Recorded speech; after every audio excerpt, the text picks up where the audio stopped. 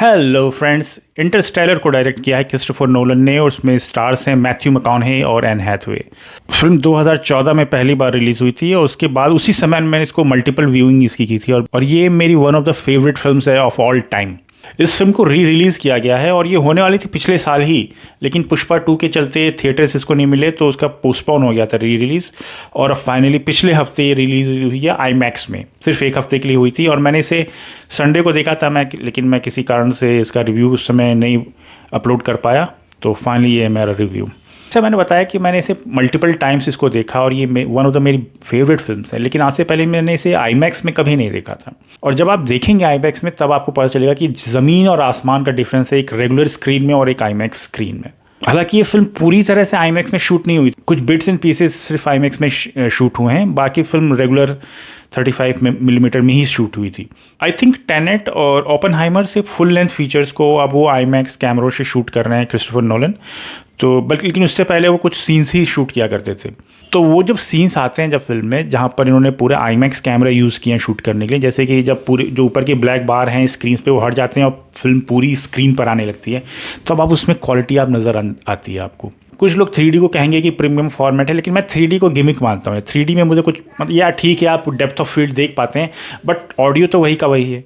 IMAX क्या करता है, आपका विजुअल प्लस ऑडियो एक्सपीरियंस आपको इतना इन्हांस कर देता है कि जो आप एक्स्ट्रा पैसा दे रहे हैं ना वो वर्थ इट लगता है।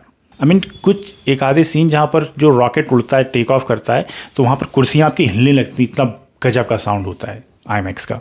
अगर आप में से कुछ लोगों ने नहीं देखी ये फिल्म तो इसके लिए मैं थोड़ा सा प्लॉट बता दूं कि पृथ्वी पे जीवन धीरे धीरे ख़त्म हो रहा है।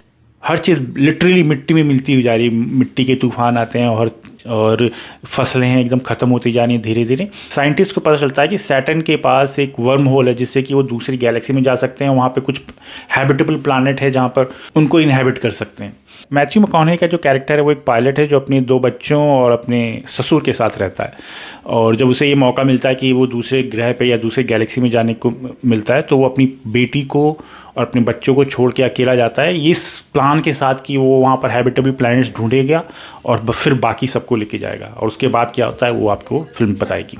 अच्छा, जब 2014 में फिल्म मैंने देखी थी तो उस समय मेरी शादी हो गई थी लेकिन मेरा कोई बच्चा नहीं था, बट एज अ फादर जब मैंने फिल्म को देखा तो मेरा का पूरा मेरा पर्सपेक्टिव चेंज हो चुका था। उस समय जब फिल्म को मैंने देखा था तो मैं इन्जॉय कर रहा था जो सेट पीसेस थे, और ऐसा नहीं कि अब मैं वो इन्जॉय नहीं कर रहा हूँ। जो टॉकिंग सीन है फिल्म में वो तो अभी भी मेरा स्पेशल है खास, और दूसरा जो बहुत ही सैड सीन, मेरे ख्याल से एक इंसान के जीवन में उससे ज़्यादा दुखी भरा पल कोई नहीं हो सकता जब उसकी ज़िंदगी, उसके बच्चों की ज़िंदगी उसके सामने से पूरी गुजर जाए, जब वो अपने मैसेजेस देखता है अपने बच्चों की कैसे वो बड़े हो चुके हैं और क्या क्या उनके साथ हो रहा है। आई मीन वो आपको एक तरह से रुला देगा वो सीन।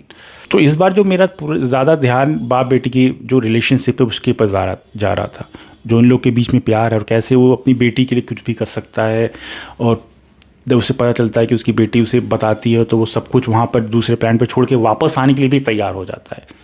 तो वो सब कुछ चीज़ें मुझे बहुत बहुत अच्छी लगी। और बट इसी कड़ी में अगर आप देखा जाए तो जो अंत है फिल्म का, जो क्लाइमैक्स है वो मुझे बहुत ही अटपटा लगा थोड़ा सा, कि जब वो फाइनली अपनी बेटी से मिलता है और उसकी बेटी बूढ़ी हो चुकी है, और तो वो इतनी जल्दी से क्रिस्टोफर नोलन ने उसे शूट करके एकदम हटा दिया।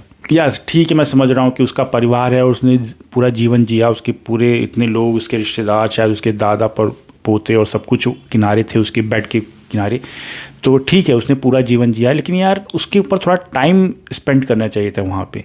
कैसे अपनी बेटी के लिए, जिसके लिए वो एक्चुअली गया था स्पेस में, वो अपने लिए स्पेस में नहीं गया था, वो अपनी बच्चों के लिए स्पेस में गया था। पूरी की पूरी फिल्म में यही मैं कहूँगा थोड़ा सा इसका लो पॉइंट है फिल्म का, अदरवाइज फिल्म एक मास्टरपीस है। जहाँ तक रिकमेंडेशन की बात है ऑब्वियसली मेरी तरफ से 100% रिकमेंडेड है। बाय द वे फिल्म इस समय अमेजॉन प्राइम पे भी अवेलेबल है, अगर आप चाहें तो वहाँ पे चेकआउट कर सकते हैं। बट आईमैक्स तो आईमैक्स है यार, अगर आपके यहाँ आईमैक्स में है आप लकी हैं और उसको छोड़िएगा नहीं। आई मीन मैं यूट्यूब देख रहा था, वहाँ पे कुछ तो रिव्यूअर्स हैं यूट्यूब पे जो कि अपने शहर छोड़ के दूसरे शहर गए हैं इस फिल्म को देखने के लिए। तो इंटरस्टेलर अगर आपने फिल्म देखी तो आपको कैसी लगी मुझे कमेंट सेक्शन में लिख के ज़रूर बताइएगा, और मैं आपसे मिलूँगा अगले वीडियो में। बाय।